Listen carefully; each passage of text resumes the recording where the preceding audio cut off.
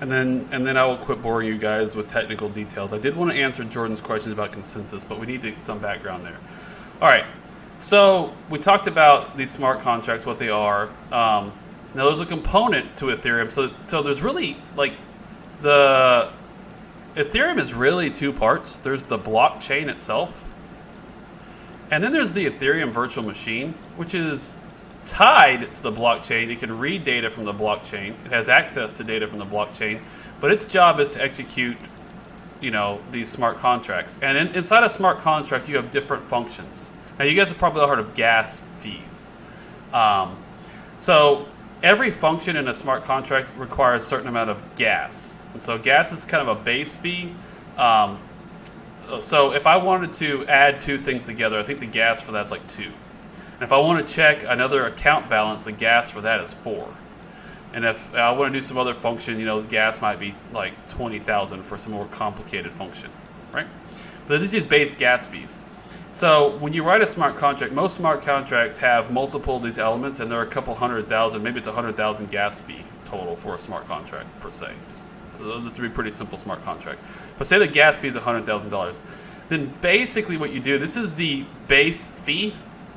And then if you want to prioritize your transaction on the Ethereum network, you multiply that by how much GWEI, which is a subunit.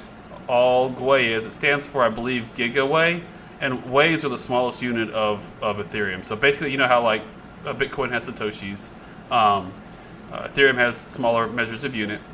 And this GigaWEI is typically how you figure out. So you add more GWEI to each of these, and it's a multiplier. And so however much GWEI you're willing to pay, that's your total ETH. So you multiply that out, and you get equals. So I'm willing to pay this much, whatever, for that smart contract of ETH to be calculated. And this is necessary for 2 reasons. One, this pays for all those thousands of computers around the world doing all this computational work. This helps to pay for that. So you're requiring other people's computers to do work, and you're requiring thousands of people's computers to do the same work around the world. Now, only one of them ultimately chooses the transaction and validates that, mints that block, and everybody else forgets what they were doing and moves on. But this pays for that. But secondly, when you have that Turing complete capability, because you can write loops into a smart contract, right? You can have looped logic. This is the mechanism to prevent either malicious or accidental infinite looping. So if you had an infinite loop written into it's kind of a weird infinity symbol, into a smart contract, you take the whole system down, because this smart contract would consume all the resources of all the nodes in the network. It would infinitely loop. So what happens is, for simplicity's sake, when the offered fees are used up, if the computation of the smart contract, because there's some sort of problem with it, like a loop in it, were to be used up, the machine just quits processing, the miner basically quits processing the smart contract when the amount of fees that the author is willing to pay is used up. Okay, so that protects the network from infinite loop problems, either malicious or accidental. All right, so back to consensus. Now, because we have these miners that are doing work, let's focus on consensus. Consensus is getting the entire network. So we have all these nodes, thousands of nodes around the world, running in a peer-to-peer network. These guys are all meshed, synced together. Maybe not fully meshed, but some sort of mesh syncing, right? All right.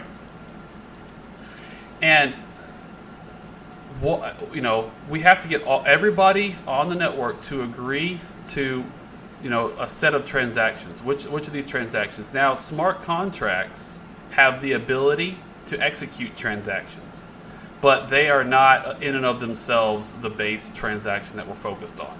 It's within a smart contract. Smart contracts can have transactions be executed. You can also use external accounts can also execute transactions. And there's a whole.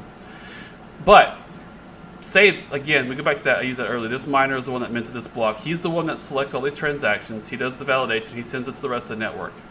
Now there's something called a Merkle tree. This gets very technical, but what I do want people to understand is that What he is actually doing is he's looking at, there's a tree of transactions.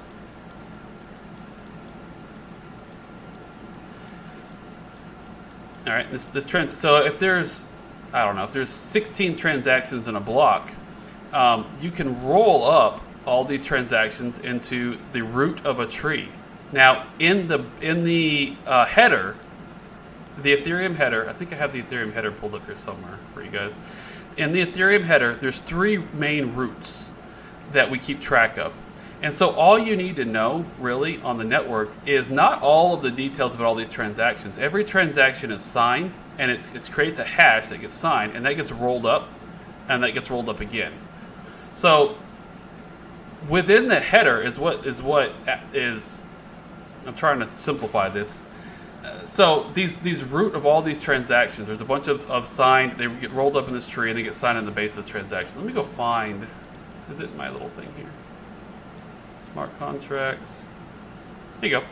A little look at like, here's you see what I'm talking about. Here's these transactions, they're all rolled up. And I believe, here we go. We got transactions, states, and receipts. This is a Ethereum block. So this is what your block header kind of looks like. And so all this stuff is rolled up into a kind of a summary. And so ultimately what the miner is doing is picking a bunch of transactions, creating a tree, and then creating these roots and signing all this and cryptographically signing this and getting paid to do all that, to calculate all this stuff, to build these trees and to mint this block. So how consensus is gained is this miner, if he's the first one, go back to red, if he's the first one to solve that mathematical problem that he needs to solve, right? He's the one that, okay, I'm the one that solved, I figured out how to build these trees in such a way, and then I combine it with this other value called a nonce, and I get the magic key that's needed. I get the leading number of zeros I need, difficulty, in a resulting hash. Now go see my Bitcoin video for more of an explanation of this. But I've won. I've done a whole bunch of complex mathematical formulas. I've arranged these trees in such a way. I've messed with this nonce, and I've got the output is a bunch of zeros that I need, a leading zeros. And so I've got all the leading zeros necessary. I'm the first one to do this. I advertise this to my peers on the network, and they go, okay, yep, we see that you solved it, and it checks out. We've checked the root of your tree. Everything checks out. Okay, so this is now the block, and all the other nodes of the network accept this as the block, and then they move on. So they take all these transactions out of the mempool, and they have another set of transactions waiting in the mempool to be validated next. So the winner. So it's up to this miner ultimately to pick which transactions. Now, obviously, the miner being incentivized by. Okay, I was checking comments to make sure. Is the audio worse? God, man, I'm having audio problems. Oh, you know what? I'm sorry, guys. I know the problem. I forgot to turn down some of my fans on my mining equipment. Speaking of, and my AC. Y'all are probably getting a lot of background noise. I'm very sorry. Sorry about that. I have a bunch of background noise. All right. Where was I going with this? All right. So those are the transactions that are validated, and these transactions again are the result of transfers in the system, and when smart contracts go do their thing, they're ultimately they're running a bunch of code to validate, again, go back to our sports analogy, who should receive funds based on the outcome of this, right? Where should those funds go? And contracts have access to move funds to a certain level, and external wallets none of that really matters. The consensus is fundamentally the same as in Bitcoin. That's the main thing to keep in mind. What confuses, I don't know if it confuses people or what, but this added layer of having smart contracts that do some work kind of external to the blockchain, if you will, and then they process. It's just code that processes transaction on the blockchain. Is all it really is. It's just code that says, okay, based on these inputs, here's where the funds need to go. It's fundamentally what it is.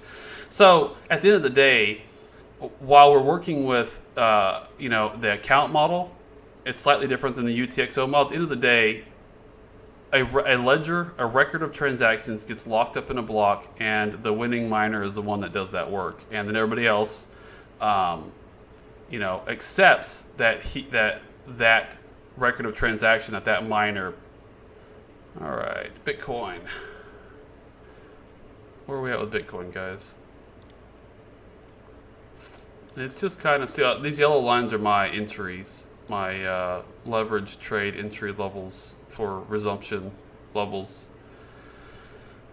I did tweet last night that I was going to put a buy order in at 55,000, and guess what I did is I messed this up, but I put this in at 54,100 or 54,010 instead of 55,010, and I would have caught that. Kraken, it hit 54,900 something. I would have caught that wick down right there if I had put my entry in right, but I did not. All right, we had to look at GRT. Ooh, GRT's breaking down. I think, so here's where we're at. I think we're into a lull. I'm a little bit worried about altcoins. This is why I exited all my trades, and I started kind of being somewhat bearish on our chat. Yeah, we broke down on GRT.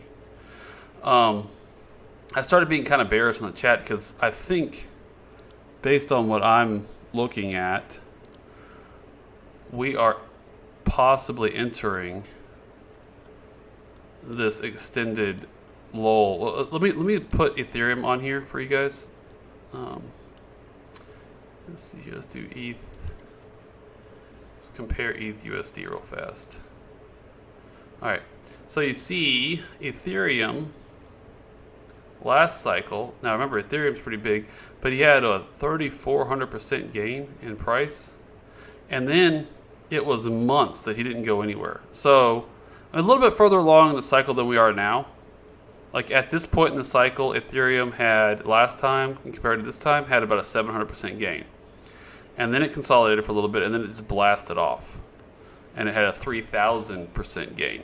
But then this was ultimately flat for a really long time. Now the problem is Ethereum itself is bigger, and that Ethereum USD was flat from June all the way to November, and then so June, July, August, September, October, November, 5 months of basically down to sideways, right? So it consolidated for 5 months basically. The question is, given that we've already appreciated 600% on Bitcoin this cycle, and I think Ethereum, so let's see here. Yeah, that hit 3,500% at the peak. We're not going to do this again, right? There's probably would be diminishing returns on altcoins, but maybe not. There haven't been diminishing returns on Bitcoin. Let's go look at this. What percentage gain are we at? I haven't done a lot of work on this. See, yeah, right now we're at, and we might have a big blast off ahead of us still, because we're at 800% gain on like Ethereum, for example. If I go back to this time, I've been meaning to do this work. I'm just doing it live right now.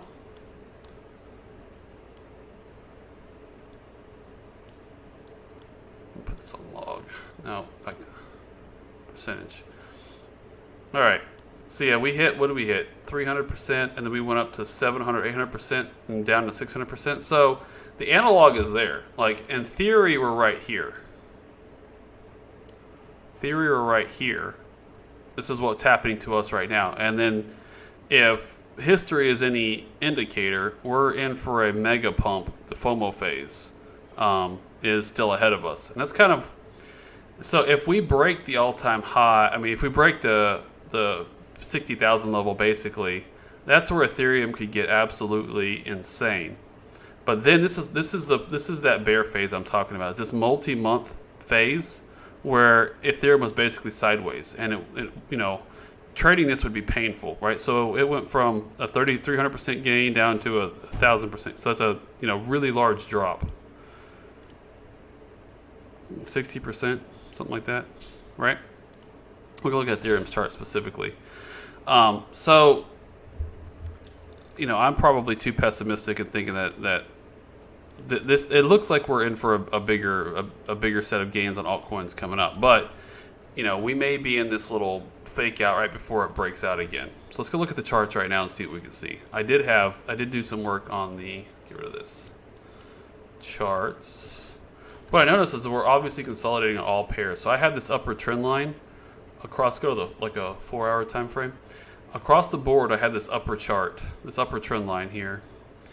And that's what I'm watching for a breakout, right? And then I'll be back into altcoin trades if we break. So on GRT, it's going to be something similar. So I've got Cardano has got this like local downtrend, and then I could draw this across there. You probably want to break this outer one before you get back into it. Let's just stick with that for now. Let's just stick with the outer ones. All of these are going to have, every single one of these altcoins has a similar pattern to it. And I think at this point, what we do is we just now if you're, I have a hodl position I'm not going to touch, but on leverage trades, it's my opinion that you should wait until we retake this outer level just to make sure that we're not, you know, into some bear phase, or let's let the charts speak to us. And the reason I'm kind of iffy about where we are is just because we're up 600% this cycle, we're ahead of last cycle, and so that gives me pause because there is a scenario where we do underperform last cycle and we had just peaked out a little bit earlier because of the easy monetary conditions, and maybe there's more headwinds ahead. I don't think that's the case. I think the easy monetary conditions, like I've been saying from summer, we're going to cause this bull market to be stronger and shorter than prior bull markets. This Bitcoin's selling off just a tiny bit here.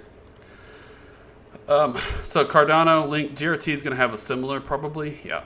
So what you're going to want to do in GRT, if you're holding it, you know, I have a small speculative position on it.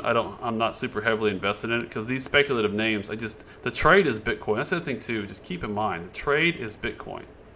And you can do just fine holding Bitcoin. So there's your ultimate line. You can't lose this. See those touches? I'm on the 4-hour. GRT cannot lose that. So that'd be the key area to watch. You might want to set a stop loss below that, right? You got some good support here, though. If you do lose it, you're coming into like this level. Just be careful there. I mean, you're on support right now. Trend line, horizontal, and then I see some more. Let's just go down here, right, or the bottom of this wick even. Did that really happen? That was a huge. I'm looking at the Bitcoin chart. Let's look at GRT USD real fast. Similar structure, right? So you could probably extend this. And in that case, you've lost that trend line on the USD chart.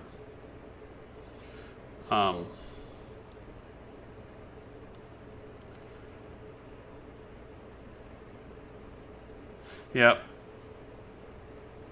Let's see. We'll go back to our GRT XBT chart. I mean, it's really going to follow Bitcoin. So that's the main thing. If Bitcoin breaks down, you know, all the alts are really going to bleed bad. It's another way of looking at it. And just as I'm looking at this, I'm thinking to myself, you know, the altcoins are coming into, most of them are coming into some level of support, and they're consolidating toward the end of some kind of pattern here. It almost feels to me like Cardano lost a trend line too. This is what kind of set me into a bit of a very defensive posture on altcoins.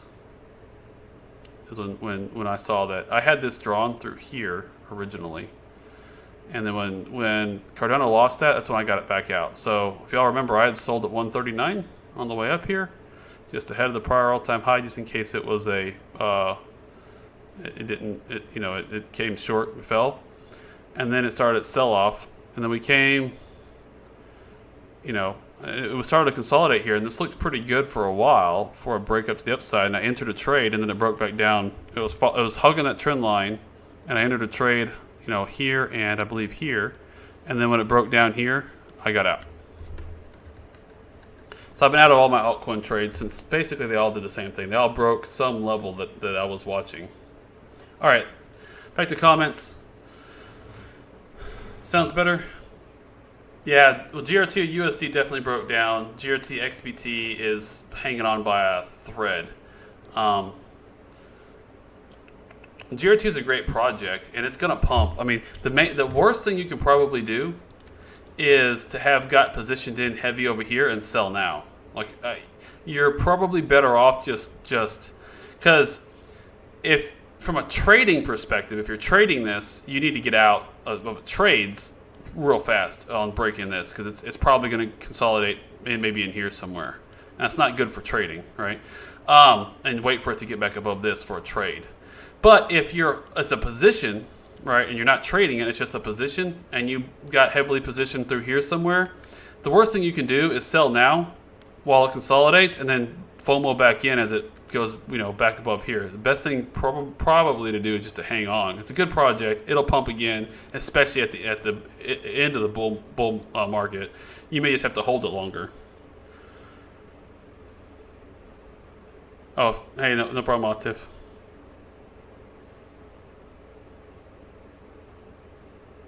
I'm reading a comment here from Robin about LRC, so I'm just trying to read. Let me just read it. Hi, Brandon. I followed yours and Alan's thoughts on LRC in Discord. Did some research and guiding myself. It seems lagging a bit. Do you think we've got to wait a while until we see some action? Yeah, all of these names, I should probably be better about. These are real small positions for me. I did advertise that this was like my 6th largest position or something, but LRC fit into a bucket with a bunch of other names that are all like a couple of percent. So I have LRC as the largest of my scaling solutions. I have SNX, LRC, Matic, Ren, and SNX, LRC, Matic, Ren. I think I had one other, I'm not remembering right now. But those are my scaling names. So they're all a bucket of like 2% of my portfolio. So for me, I apologize, but I don't watch LRC's price action too terribly much because it's just but yeah, it broke down pretty bad. I think I initially bought over here. So as far as my versus Bitcoin, I'm down big time. It's a small enough speculative position that I probably should still be watching it more. But it's broken down pretty rough. I haven't looked at the chart in a while, to be honest. See if I can come up with some thoughts for you. I mean, same thing here though. Versus Bitcoin, it's gotten so beat down. It has a lot of potential. And apparently, either we were early or, maybe we all bought in a little too high here. We bought if we bought in here. I think I bought here and here. So I don't know where I bought, honestly. Good place to add. If it's a really small speculative business like we have, I should probably think about actually adding here just to buy the dip. Yeah, I don't. That's LRC BTC. Let's look at LRC USD and see if I can get more. Yeah, see, versus the USD LTC. LTC is looking good. I just took a mental note that it, like LTC is actually looking pretty good. It's tradable. I've made some decent trades on LTC following. I think is it Gus in Discord's been kind of all over LTC. So I followed his. When he says he's got a setup, I go look. If I agree there's a setup, I take it. A couple times I have. He's called it some pretty good setups there on LTC. Yeah, LRC USD is maybe coming into support right here at 50 cents or so.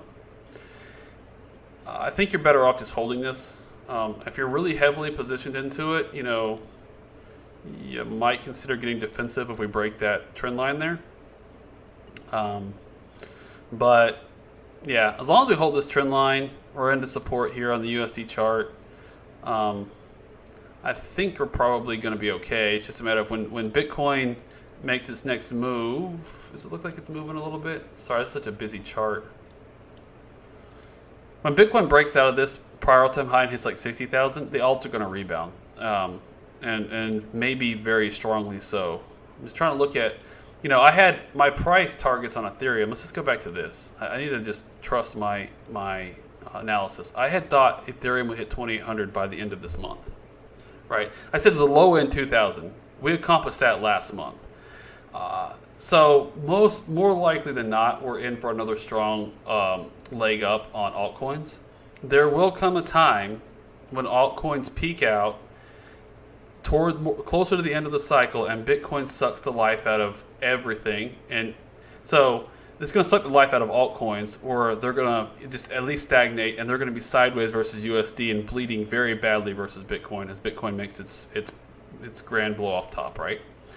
So just be aware that that's going to happen probably after 100,000. Probably when the major FOMO hits after $100,000 Bitcoin, and it's going to make a lot of news. It's going to be a lot of people coming into the space. That's probably when money's going to flow out of altcoins and maybe out of everything else. I'm going to be very interested to watch how equities and gold respond to 100,000 plus Bitcoin. Because I bet you it dents the equity markets. I bet you NASDAQ, it sucks the life out of like even NASDAQ. That's a lot of money flowing in at that point. We'll see what happens. I certainly don't know. I mean, that's just the way I feel. It's a lot of money flowing in. So I think it'll suck the life out of something. I really hope it sucks the life out of gold because I'm planning to move to Pax Gold. All right, let's take a look at trade. Hey Heath, what's going on? LTC bear trap yesterday. Let's look. Oh my goodness, that's why it's up. Ah, it's beautiful. I need to be watching this for a trade.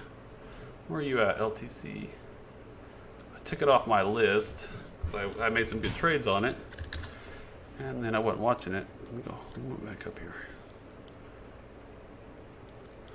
Gotta wait for it to hit some resistance and kind of reset. I wish I'd have seen this earlier. That would have been a nice little trade. Thanks, Heath. APY Finance, Chillas, CHZ. What is this? It's up.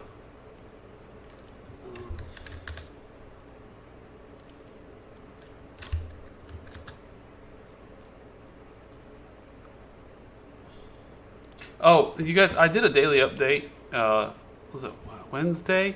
I did a daily update on Graph versus this isn't a graph, right? Blockchains for esports, gaming, crowdfunding.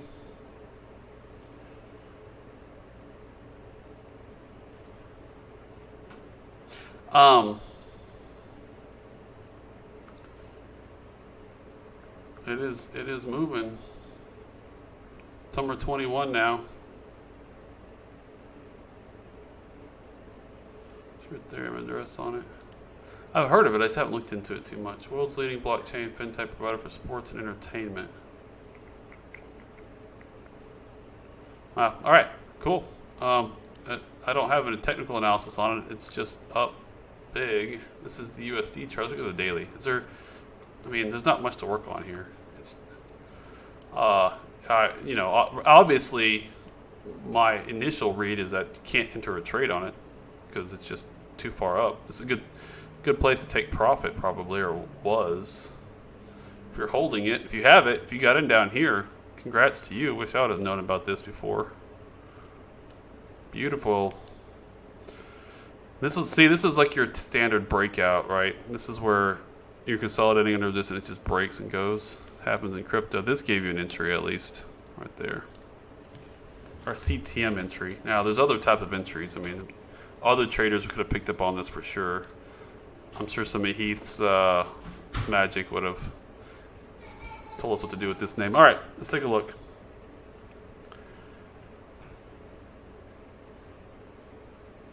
How do I join? Groups shall have in CTM. Yeah, I have links in the video description for all the CTM stuff.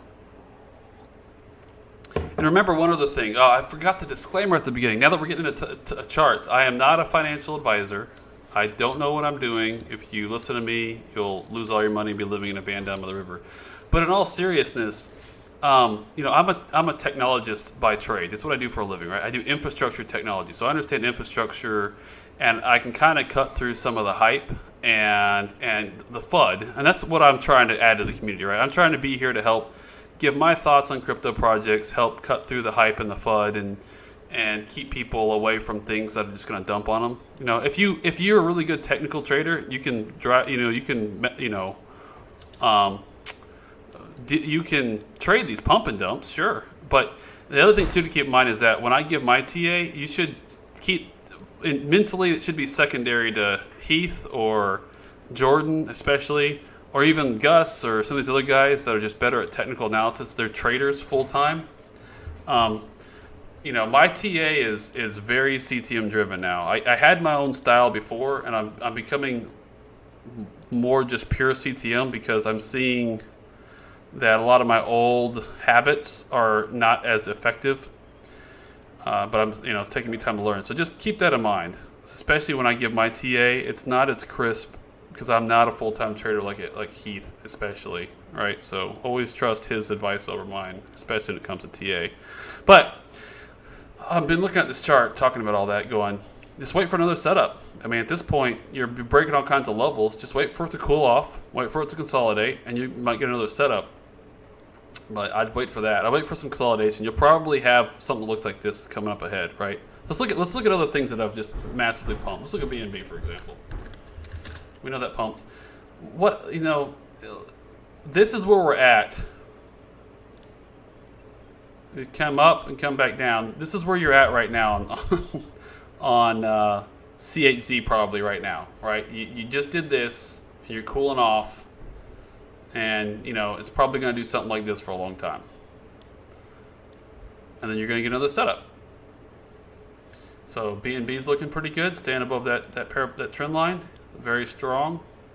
Great utility token. The blockchain, the strength of the blockchain is overhyped. It is not a next generation blockchain. But my video, I'm sorry, I'm losing track of what I'm talking about. The video that I did yesterday, I took it back offline. I did a video on graphs, and doing some more research, there was a lot more FUD that I didn't even know about, stuff that's come up more recently, specifically with Hedera Hashgraph, that I need to weed through and see if it's real FUD or not. But it's kind of concerning. I do want to share this with you. Hold on. Just because I think some people did. All right.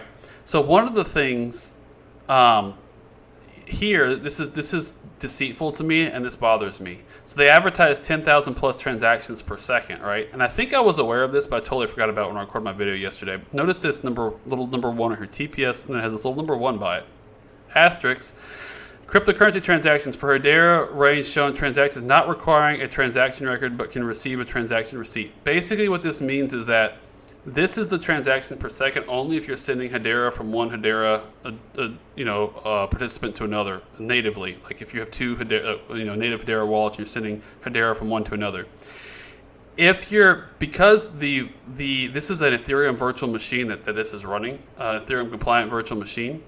Because of the way the virtual machine works, if you're doing any sort of smart contracts, the transactions per second on Hedera are actually roughly equivalent to Ethereum. So Hedera doesn't actually process transactions unless something's changed. Let's look at these links. But it's kind of deceiving. This is just if you're just doing transactions between two participants on Hedera. But if you're involving a smart contract, here's the transaction fees. Transactions. If your transaction involves a smart contract, it's like 12 transactions per second.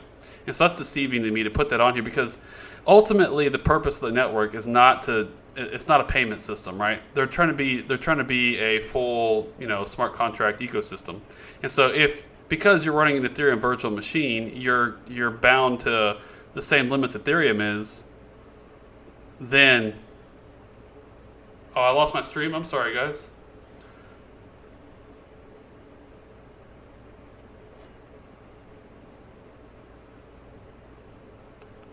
I'm back. Yeah, I didn't even know. Did I cut out while I was talking about Hedera? Man, what's up with my internet? This is making me angry. I upgraded my internet, and ever since I've upgraded my internet, my streams have been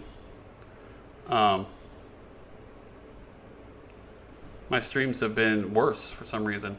All right, stream quality has been worse since I upgraded my internet. Same provider, upgraded my internet speed. Yeah, well, they're not too fancy, but they're headphones. All right, but this bothers me that I think I didn't know this before, but there was some other FUD related to some other serious shortcomings that some people had brought out about Hedera, and I want to go read up on it and make sure I understand it, and then I will do an updated video.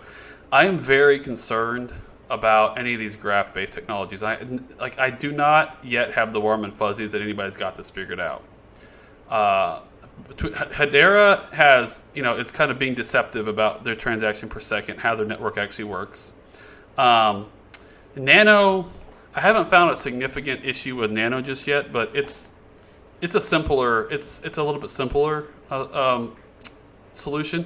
And then IOTA with the major hack they had, but IOTA also has this. I'm going to show you all this. It's called the the collator, IOTA collator.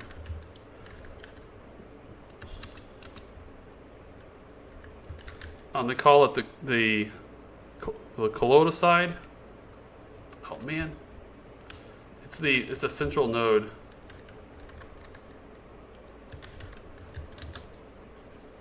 Oh phooey, I can't remember what it's called. Let's just go to IOTA's website. So they have a central orchestrator basically that watches all the nodes, the participants in the node, make sure they're not misbehaving, and it's a central node. And then one of their major upgrades is to kill it with the, what do they call it? Anyway, point is, they're still trying to upgrade this network, and they have some issues, and it's a very centralized element for the most part. Coordinator, that's it, the coordinator. So it's a coordinator node, and they make a big deal about this. They put a lot of marketing around the fact that they're going to kill this coordinator node and make it decentralized. So it's called Coordinator. They're going to, axe them, kill them, basically, kill the essential coordinator, and go fully decentralized. And so they keep talking about this is ahead, this is coming, and it's been coming for a while. So until this gets rolled out, I'm kind of off of IOTA. At first, when the network very first started, everybody agreed this had to be done just to get the test net up and running, and this was supposed to happen a long, long time ago, and it still hasn't happened, so it's a little bit concerning. All right. Thoughts on Hive? Thoughts on Hive?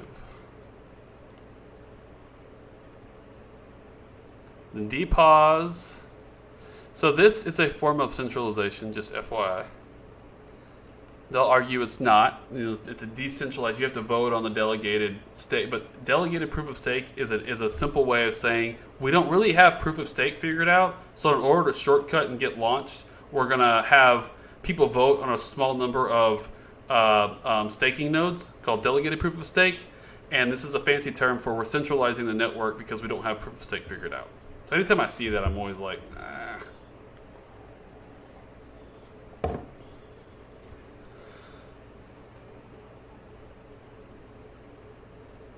I think at this day and age, you should be getting off of depause.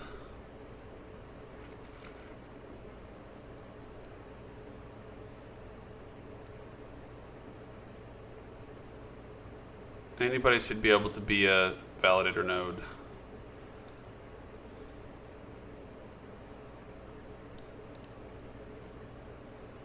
I think for me, as long as you're running a depause system, I'm no longer interested. Like we're in 2021. This was, I think EOS was the first depause. I think, don't quote me on that. But this has been going on for so long that I just don't like. You should have gotten off of this already. If you didn't, I'm just I'm not too terribly interested. All right, moving on. So when I see that, it's kind of like for me. But let's look at the chart. I mean, there's the, do I like the project to hold it offline in my wallet long term? And then is it tradable? That's totally different things for me. Like this could be completely 100% tradable, or it would be. It's a crypto name. I'll trade it. I trade things I don't like all the time just because they're tradable assets. But I'm not gonna buy it and stuff it in an offline wallet, not think about it, not worry about it, knowing that it's gonna appreciate over time if I don't like it. It's like Loopring is one of those. Yeah, the chart doesn't look great, but I don't really care because I know I like the technology, and I think the market will eventually catch up, and it'll have its moment to shine, and it'll pump, and I'll have to decide whether I want to, sell some, take profit, or what at that point in time. But I'll wait for that point in time. Hive, though, yeah, you're like on the knife's edge on this trend line here, and then you've got this nice horizontal level coming in here though that you're sitting on. So it's pretty good level here for like a potential launch, next level up. Is this on Kraken? I don't think so. Let's see where Hive is available at. I kind of see this. Yeah, it looks pretty decent. You might on Hive. Wait again. We have the same pattern a million times over, right? Wait for it to get top of that to really know it's a safer entry. So, but as long as you keep this trend line, take that out and move up, that could be a good trade. You know where you're wrong real fast too, right? Below this trend line, below this support, and you know you're gonna have to take out this resistance. So there's your cup. For me, I have 2 support levels. You know, I trade smaller positions because of it. It's just the way I do it. But for me, I want, when I enter a trade, I do my sizing of my position according to 2 support levels. So if I take this on a breakout of this upper trend line right here, say we get a break, and then now we're also above this little bit of resistance we got here. You're gonna have some resistance up here, but I wouldn't worry about that too much, right? So I know I'm wrong way down here though, because the wick, I want to avoid the wick down. So that's where my stop loss is going to be. Now I might manually, like if over here it looks like we're just kind of sputtering and we break down below this, I'll manually close that trade. I'm not, my stop loss will be way down here because of wicks. But you know, on this trade, you know where you're wrong. Basically below this trend line, below this support, you know you're wrong, and you can manually get out of that trade if you see it kind of move in that direction. But I would put my stop loss down here just to avoid the the overnight low liquidity wick down as much as possible. So that's tradable. Looks tradable. It's not something I would buy and just stuff into a cold wallet somewhere or stuff into a wallet. Period. I don't think. Oh, it's built for Web 3.0. This doesn't happen to be a. I don't think this. There's no way this is going to be on a Polkadot thing, right? It's built for Web 3.0, so maybe it is Polkadot.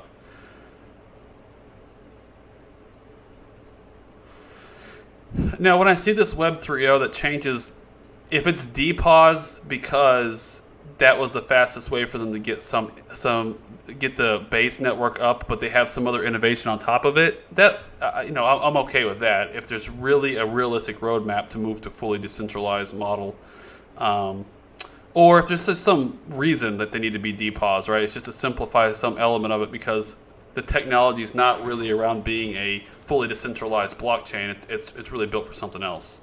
If that's the case, then I'm okay with it. I would need to understand the use case more. All right, I'm gonna check some more comments. I don't know enough about it to give any more comments.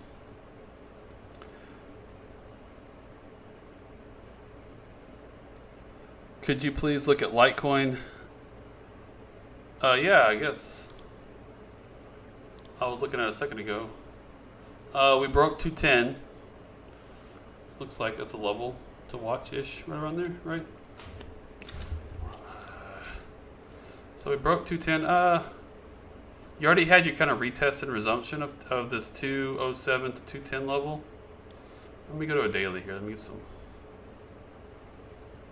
You're going to run into resistance right up here. I'm just going to draw that because I can see the gajillion touches on that, and then the prior high there. There's another level above that.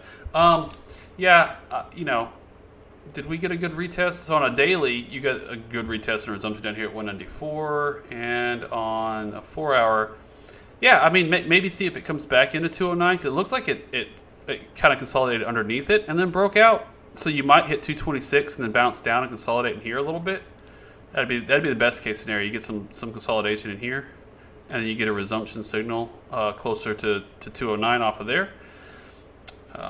You got this. All of these kind of have this similar, local parabolic uptrend here. Let's monitor that. Make sure you're above that. There's another trend line I see here, obviously, somewhere down here. Yeah, for a trade in the near future, you want to stay above this trend line. Obviously, if it does kind of end up consolidating longer, you can switch to watching this trend line for another entry. It would be a better entry if you had some more consolidation. So if you ended up, if it ended up forming like a nice wedge, say you made a new high somewhere in here, and you could then get a resumption off of.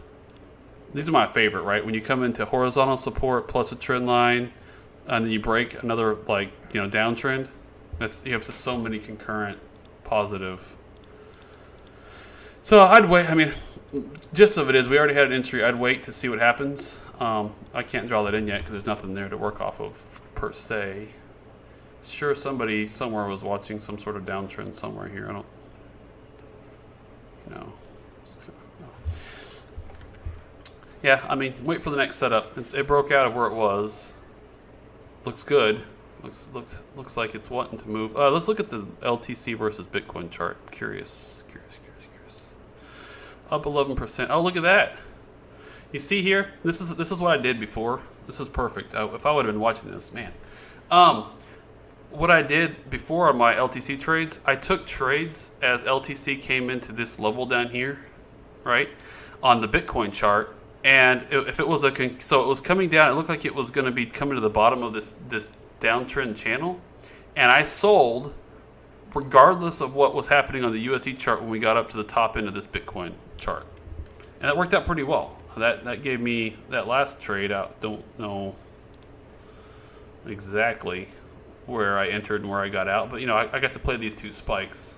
So I think Gus turned me on to these. So I had an entry somewhere in here and sold somewhere over here probably, and then maybe another one here, and who knows where I sold at. I probably sold too early, but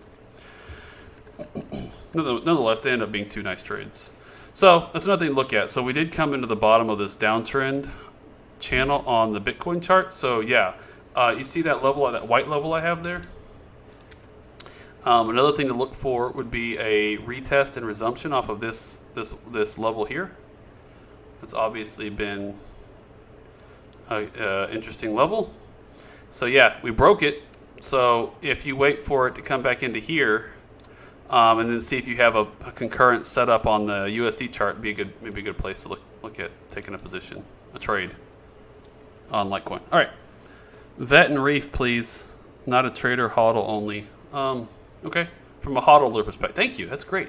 From a hodler perspective, I look at, so when I'm hodling coins, I'm looking at it versus Bitcoin, right? I don't want to be holding things that are losing value to Bitcoin at all, period. But especially if it's losing value big time. If it's slightly losing value, like Litecoin or like LRC, I've been losing some value versus Bitcoin. That's not what I want. So I got to examine that. But ultimately, I want to be gaining versus Bitcoin. So in your case, VET, what do we do? I think I sold VET at the top up here. And then I wanted to re-enter. So you're into resistance at 125 Satoshis. Consolidating in here nicely. I had this like really strong downtrend trend line. Yeah, I mean, you're consolidating kind of below resistance. I need to quit moving this chart around so much. This is on a daily. Wow. Let's go to a 4 hour. Yeah, you're consolidating below this resistance. I think at this point, for me, the best thing to do, what I would do, not financial advice, is my opinion, is I'd wait for it to break 125 and look for a entry after 125, or I'd wait for it to pull back into 96 one more time and then get a resumption off of there. I would prefer to do that on the 12 hour. So another thing that I do in consolidating markets like this, I really wait for, like especially if we pull back into support, I wait for a 12 hour setup. So I wait for it to show me a resumption on a 12 hour before I enter. That just gives me, you know, weeds out a lot of this, you know, choppiness here. And then look, if it looks like it's going to be resuming, you're going to see that on the 12 hour pretty quickly. Now, when you break a level and you're in a breakout, I'll switch to the 4 hour. So if I'm looking to take an entry at 125 here, it's kind of that last peak. If we break that, it might run pretty big and pretty fast, right? So this, once we break, or maybe it's 128, whatever this level is, you know, draw it where you think you like it. I had it at 125 before I started talking about it, so let's put it back there. For some reason I had it there. But if we're back into expansion, so now we got this like uptrend going on here. I'm just going to draw it manually because I don't want to feel like putting line. But if you break this right here, you're also breaking the top end of this, like potentially this little bit of a trend line, and it can move pretty big, pretty fast, right? So on those potential expansion moves, I'll flip to the 4 hour, and I'll look to take that breakout on the 126 level on the 4 hour, just to try to catch it, just in case it's a quicker move. But like I said, in these sideways trending markets, I'm looking at 12 hours. for my resumption off of support type trades. All right, Reef. I'm running out of juice here. Reef. Well, I had a little bit of a channel in here. You're back into the channel. Kind of fell out of it. Hey. Why is that not? And find a new prime trend line. I'm gonna kill all these trend lines. Reason being, it's pretty simple. It's pretty simple. At this point, you got this resistance right here, the prior high, the swing high right here. Go to the daily. Your next resistance, it came. Look at that. It came right into that body of that right there. This is a Heath level. Call it. All right, so it came right into that Heath level. It's kind of consolidating below that. You had a downtrend clearly here, right? And it broke out of that pretty strongly. Very nice. So at this point, you're into breakout territory. You're into resistance. You know, maybe you get a pullback into this breakout area and a resumption off. Great entry. Maybe you break this level. I would wait for it to get back above. So either a pullback and a resumption off, or a break of this 5, 6, 6, 7, whatever this level is up here, this prior swing high. I guess I had it drawn differently on the 8-hour versus what the daily is showing me. TradingView does weird things. Let's go to the 4-hour to put it on, to find that level. So I got like 057 roughly. So yeah, if it was me and I was wanting to trade Reef, I'd wait for a pullback into that breakout and a resumption off of that. But you kind of already had your breakout, you know, but I was on a 4-hour time frame. Let's see if he gets a good signal in a 12-hour now. And then a 4-hour breakout of this level. All right, that's my thoughts on Reef. Reef is a good project.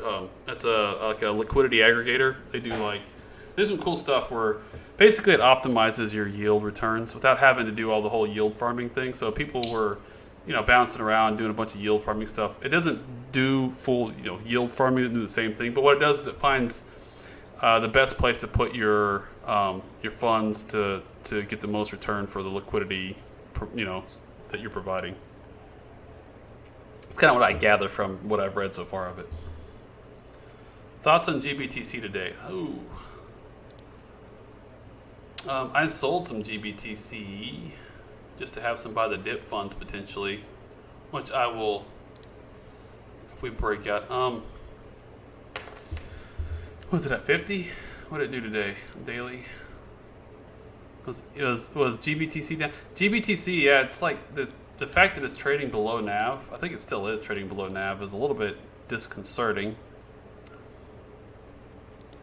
I don't think it'll stay that way. I really think it's just a matter of that there was only one option, now there's multiple options, and funds are just normalizing between the options they have.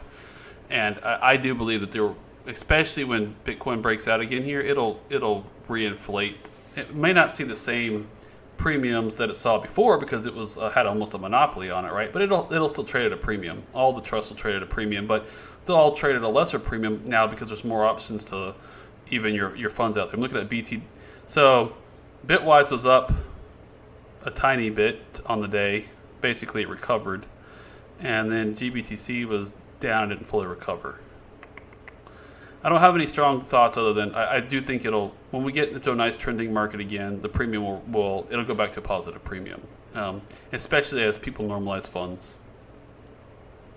They quit pulling, because what's happening is people are just pulling money. They had a lot invested in GBTC, and now they've got other options, so they're just slowly pulling money out of GBTC and rotating to other options. So, you know, that's what's causing the premium, I think. Simple as that. AVAX, I like AVAX. Same thing. You had this little breakout, retest, perfect, beautiful. You're gonna have a great entry coming up here. This is your retest candle right now. This is beautiful. From a HODL perspective, this is a perfect place to buy right now. You just lean into support. Your breakout, beautiful support. I mean, the 2370 area would have been a little bit better entry down here, but that was also a not as safe entry. This is buying at 28, 23 right now is safer than buying on support at 2370, because now you have more levels of support below you. You have this breakout that you had, and this is going to provide some support. I mean, obviously I had done some work on this chart already. I didn't even know that. And look, it came back into the level I had on here perfectly. I already did once. It's doing it again. Take out this candle high right here at 29.56, and you've got a beautiful entry on AVAX. I like it. Did I say, what was it? What AVAX? VeChain and Reef. Avalanche. Yeah, this is that. Okay, and so remember, I was kind of down on AVAX before because I thought it was just a project incubator, and I was wrong. It has its own chain, and so if there's some stickiness, and AVAX is like a lightweight version of like a Polkadot, you know, or a different way of doing like what Polkadot's doing, then it has a lot more upside. And so I started to read up on that. I haven't had a chance to really finish researching it, but where does it trade at? Let's look at the market. Now I kind of want to see where it trades at, because I'm interested in tracking this now that we're technically looking beautiful for a technical setup. What? No, I meant to do this. So if I go over here to exchange, isn't there a button that says what exchanges? Hold on. Or is it just down here? It is. It's just on Binance, basically. Dang it. Huobi. Oh, there's more markets. Bitfinex, KuCoin, OKX. Yeah, that's it. Only on Binance, that'd be kind of weird. All right, so there's some options here. I'm working on moving. I may be moving from Kraken here, so I'm looking at a couple of these exchanges that are on this list actually. All right, back to comments. DAI, DIA, other not DAI, not the stable coin, but the crypto project DAI, right?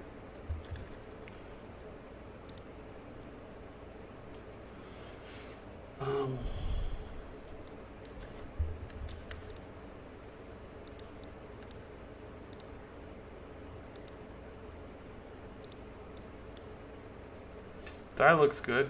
I mean, this is real quick and dirty. Yeah, you're gonna get a resumption signal here. I would, let's see this. This is kind of clear to me. I would wait for that to break.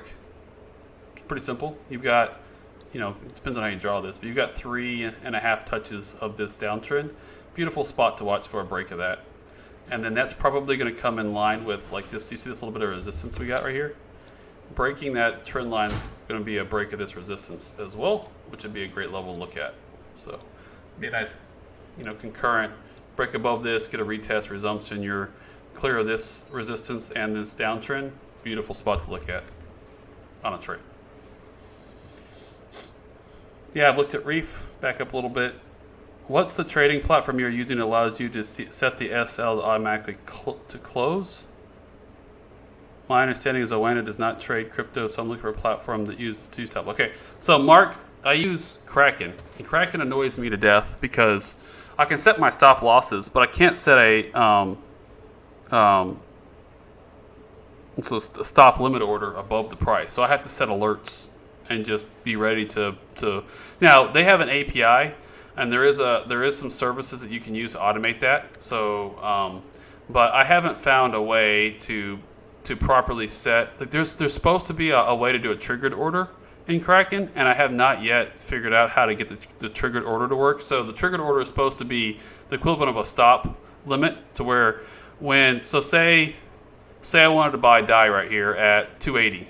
So I just pick that level. That's the level. My breakout level is 280, right? So when price hits 280, I want to buy DAI.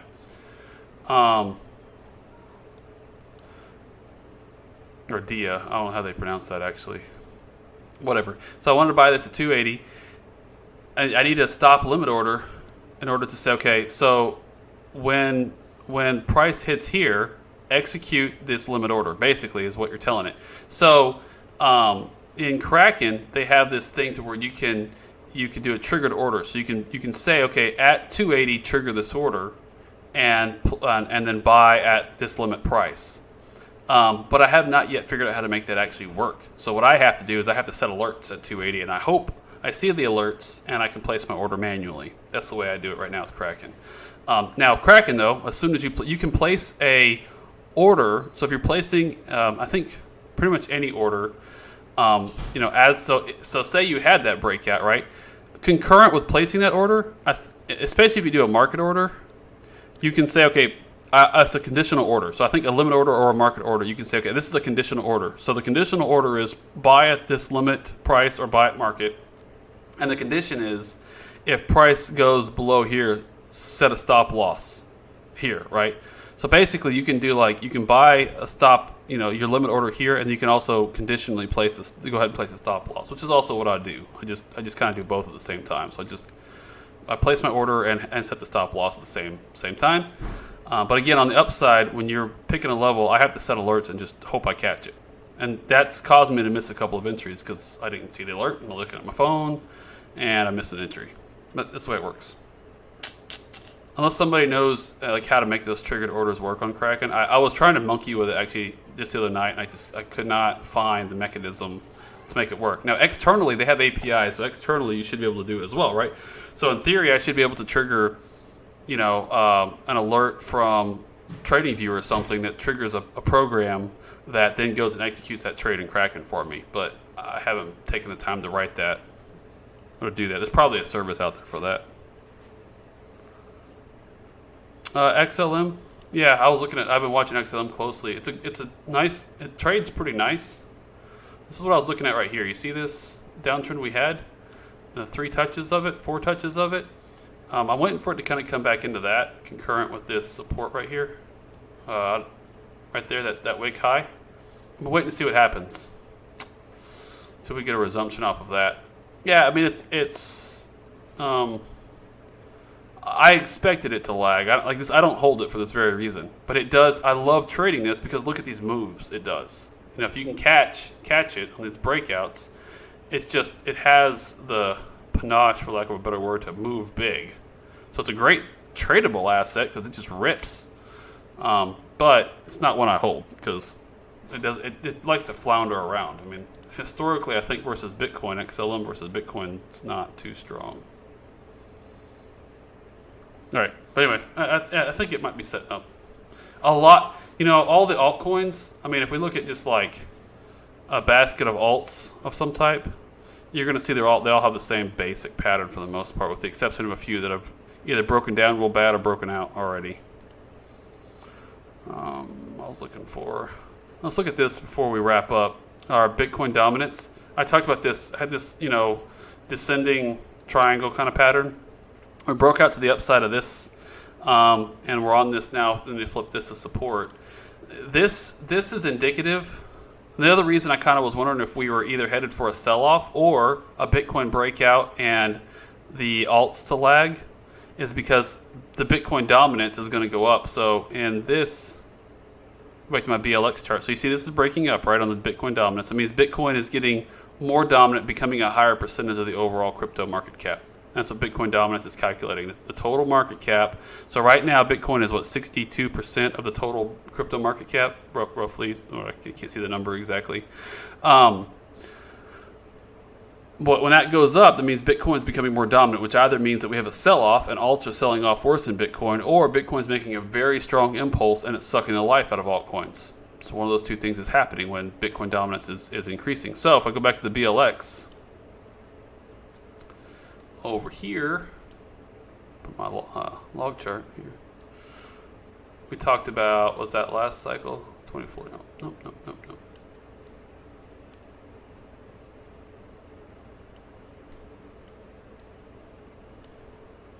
I don't know. I don't have a blue box on. I got rid of it. Okay, but on this last cycle, to compare ETH USD over time.